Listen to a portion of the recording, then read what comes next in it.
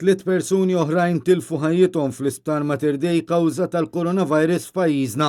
Dan tħabbar mill-Ministeru tas-Saħħa fl-istqarrija fejn kien spjegat li l-ewwel każ hu ta' raġel ta' 80 sena li kien ikkonfermat pożittiv għall-virus fid-9 ta' Novembru u miet il-ġimgħa.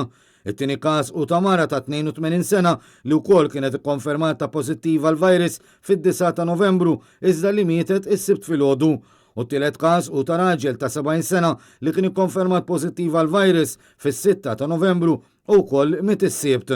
B'hekk l-ammont ta' vittmi kawża tal-coronavirus f'pajjiżna issa tela l-111 bli sar vittma sissa kien raġel ta' 46 sena.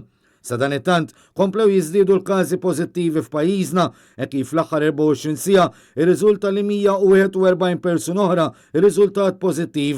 B'hekk it-total tal-każi issa tela l-9039.